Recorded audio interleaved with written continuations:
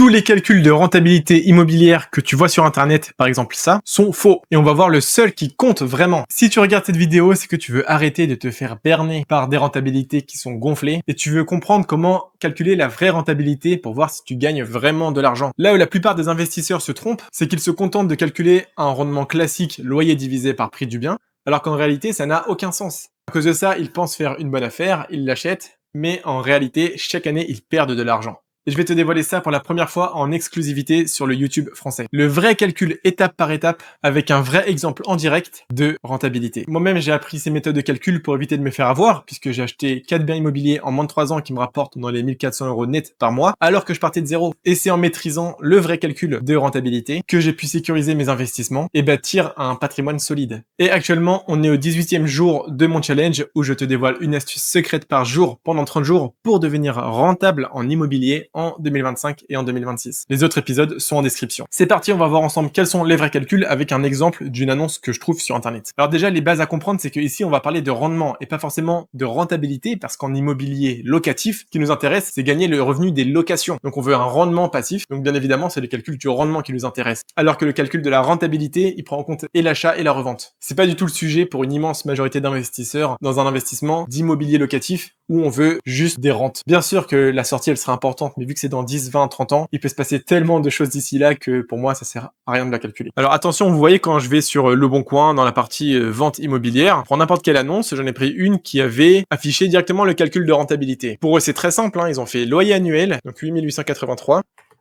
divisé par le prix du bien, 139 000, et si on le met en pourcentage, ça fait bien 6,39%. C'est totalement débile ce calcul. Pourquoi? Parce que le problème, c'est le prix d'achat du bien, là, les 139 000. Le problème de ça, c'est qu'on obtient exactement le même résultat pour un bien qui a été entièrement financé par la banque à 100%, où la personne, elle a même pas sorti 1 € de sa poche, et pour un bien qui a été entièrement payé cash. Dans tous les cas, c'est 8880, c'est loyer divisé par le prix du bien. Sauf que le prix du bien, qu'il ait été financé par la poche de la personne en cash ou par la banque, mais ça change tout. Il y a un cas où tu te retrouves avec 139 000 € en moins sur ton compte en banque. Il y a un autre cas où tu gagnes de l'argent instantanément alors que tu as sorti 0 €. Donc ça, c'est le rendement classique immobilier que tout le monde fait. Donc le plus important en réalité, c'est en sortant combien de ma poche, je vais réussir à gagner combien. C'est tout. Comme quand vous investissez en bourse, en crypto, vous voulez voir si vous sortez un billet de 100 €, combien vous allez gagner à la fin. Bah là, c'est pareil avec l'immobilier. Pourquoi tout le monde fait ce calcul? Vraiment, c'est mon plus grand combat et je m'arrache les cheveux, je veux comprendre. Ça ne veut rien dire ce calcul. Donc concrètement, comment on calcule ça? Alors on va prendre un tableau Excel que j'offre à la fin de la vidéo, donc restez bien jusqu'à la fin, où en entrée vous pouvez mettre le lien, la ville, la rue, le DPE, la raison de la vente, etc. Bref, toutes les raisons pour que vous puissiez comprendre de quel bien on parle ici, là. Pourquoi pas mettre même une petite photo, là, pour savoir instantanément de quel bien on parle. Voilà, on la met là, hop, je mets tous les critères, la distance à la gare, pour moi c'est important, c'est 15 minutes max à pied. Je demande les raisons au proprio, à l'agent immobilier, j'ai détaillé de façon à droite ce qu'il faut faire. Maintenant, le plus intéressant, c'est les calculs mathématiques qu'il y a en dessous. Alors en fait c'est simple, vu qu'on veut voir combien en sortant de notre poche on va gagner en retour, on va diviser tous les frais entre les frais qui ont été financés par la banque et les frais qu'on va payer nous-mêmes. Et ensuite par un savant calcul mathématique, on va voir directement au total combien j'ai gagné, et ensuite avec l'argent de ma poche que j'ai sorti, combien ça m'a rapporté. En fait ça on l'appelle le calcul de rendement sur trésorerie, ou alors rendement sur fonds propres, ou alors le rendement sur l'apport même.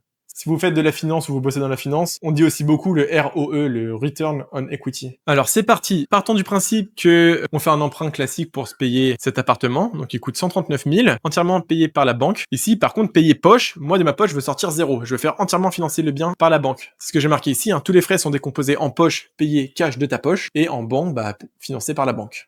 Les frais de notaire, là, t'as pas le choix, ils sont très souvent financés par la banque, donc c'est, en général, c'est dans les 8%, donc 0,08 fois.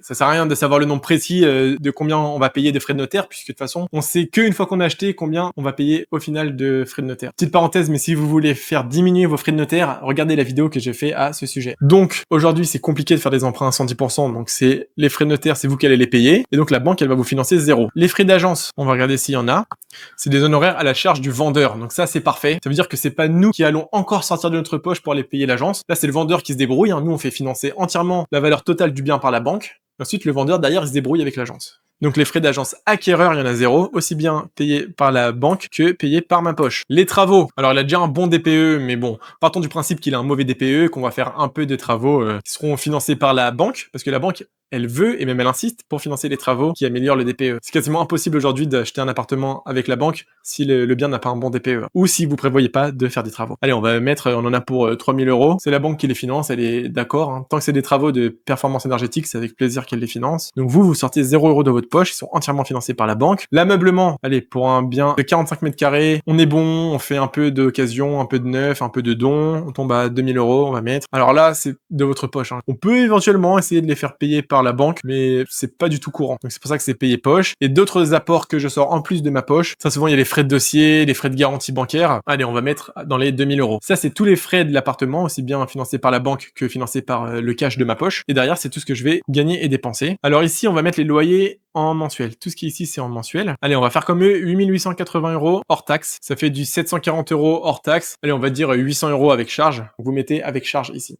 Allez, une assurance propriétaire non occupant. Aujourd'hui, on en trouve à 10-15 €. Je vais mettre 15 €. L'assurance de l'emprunt, elle est pareil, entre 10 et 20 € pour ce montant-là. Donc, je vais mettre pareil 15 €. Les mensualités bancaires. Bon, allez, pour un bien à 139 000 € au taux actuel. Vu que j'ai acheté il y a pas longtemps, moi, dans les 600 €. On s'en fiche que ce soit pas précis. Faut juste comprendre la démarche, en fait. Ensuite, la taxe foncière. Alors, est-ce qu'il la précise sur l'annonce ?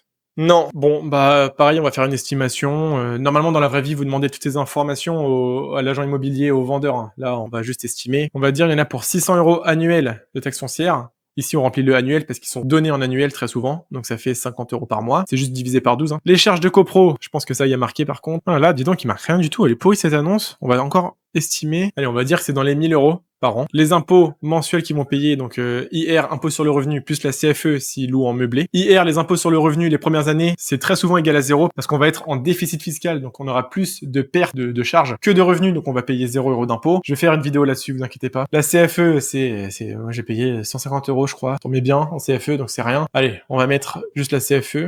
Les frais de compta, un comptable en ligne, ça coûte dans les 300 € une fois par an à payer pour déclarer notre chiffre aux impôts. Et d'autres charges mensuelles, si vous voulez offrir le Wi-Fi à votre locataire, le ménage, etc. Là, on va rien offrir. Et attention, voici les chiffres. Alors, on voit que le rendement brut immobilier annuel classique, c'est 6,27. C'est à peu près ce que eux estimaient. La petite différence, c'est qu'on n'a pas dû prendre les mêmes charges. Moi, j'inclus charges comprises, eux non. On s'y retrouve. Donc, pour l'instant, on peut se dire, ok, ils ont raison. Sauf que c'est là où ça va commencer à bien partir dans tous les sens. Le rendement net. Alors, cette fois-ci, on retire toutes les charges qu'on a vues ensuite derrière. On est à peine positif. Ensuite, le rendement net, donc après les impôts, les charges fiscales. Donc là, globalement, bah, c'est ça en moins. Là, on est à 0, pile, on est à l'équilibre. Enfin, moins 0,1%. Donc ça, c'est les calculs de rendement classiques dont tout le monde parle, ce qu'on trouve ici. Donc, c'est pas rentabilité, c'est rendement. Maintenant, là où on fait toute la différence, et c'est mon plus grand combat, c'est de voir combien on a gagné avec notre argent. On veut voir, en mettant combien sur la table, combien je peux gagner en retour. Et c'est ce que j'appelle le rendement poche, donc qui s'appelle aussi rendement sur trésorerie, ou ROE, le Return on Equity. Donc le rendement brut poche, il est de 14%, c'est bien. Le rendement net poche, il est de 6,8%, c'est très bien aussi. Le rendement net poche, donc net après impôt, il est à l'équilibre. Donc là, en fait, on voit que le cash flow net par mois, c'est 86 €, mais si on retire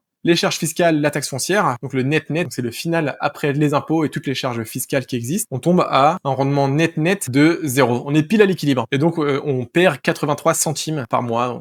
Disons qu'on est à l'équilibre. Là, on voit que ça change tout de suite la donne. Hein. On part d'une promesse où on a un rendement de 6,39%, on peut se dire ce qui est très bien, à la réalité, au vrai calcul de rendement, combien je vais gagner dans ma poche, et on tombe à 0 pile. Je vous ai mis d'autres infos sur ce tableau qui sont super également. Le prix estimé de revente, puisqu'on a dit qu'on allait faire un peu de travaux, imaginons qu'on le revend à 145, à 150 000 même dans X années. Alors le pourcentage du bien réellement financé, une fois que vous l'aurez revendu à ce prix-là, il est de 10%. Ça veut dire qu'en réalité, durant votre opération financière, les X années où vous allez le mettre en location, l'acheter puis le revendre, vous n'aurez payé que 10% du bien. Tout le reste aura donc été le locataire qui aura payé vos mensualités bancaires finalement. L'argent de votre poche, donc l'apport que vous avez sorti initialement, il est remboursé jamais puisqu'on est en négatif, donc on perd chaque année et on rattrapera jamais tout l'apport qu'on a sorti initialement, sauf à la revente bien sûr, où là on va cash out et gagner plein d'argent d'un coup. Par contre, si on augmente un peu le loyer pour que vous compreniez la logique, on le met à 900 ici, ou alors on diminue toutes les charges, on optimise très bien notre appartement. C'est ce que je fais parfaitement avec tous mes élèves par exemple. On tombe à un rendement net, donc le net après impôt, comme sur votre fiche de paye. Le net poche de quasiment 8%. Là, c'est énorme. C'est plus que ce qu'on trouve en bourse en net. Et c'est pour ça que l'immobilier, en réalité, c'est un incroyable vecteur d'investissement. Parce que des rendements comme ça, on en trouve nulle part ailleurs. Ça fait dans les 100 € par mois de cash flow que vous gagnez dans votre portefeuille. Et donc, au vu de tout ce que vous avez sorti initialement, avec les 100 € par mois que vous gagnez, il vous faudra 12,71 années pour, j'ai mis des courbes ici, pour rattraper tout l'apport que vous aviez sorti, la trésorerie sortie. Et enfin, tout ce que vous allez gagner ensuite, ensuite ça sera pour vous dans votre poche directement. Ce tableau, il est en description, c'est totalement gratuit, bien sûr, n'hésitez pas à le prendre. Donc pour ton prochain projet, calcule toujours le vrai rendement de trésorerie, combien tu vas gagner dans ta poche. Fais tous ces calculs qu'on vient de voir. Également, abonne-toi parce que ma chaîne parle entièrement de ça, de toutes les astuces pour faire augmenter sa rentabilité en immobilier. Donc là maintenant, tu sais comment calculer le vrai rendement d'un bien, pour bien le comparer objectivement avec tout ce que tu trouves sur le marché. Donc like la vidéo si elle t'a plu, abonne-toi. Dis-moi en commentaire si tu as des remarques ou des astuces pour la rentabilité immobilière. Et comme toujours, soit tu travailles toute la semaine pour payer ton loyer, soit tu deviens celui qui encaisse les loyers. C'était Adam Willy, à bientôt. Et pour découvrir d'autres astuces secrètes d'investisseurs immobiliers, regarde cette vidéo et abonne-toi.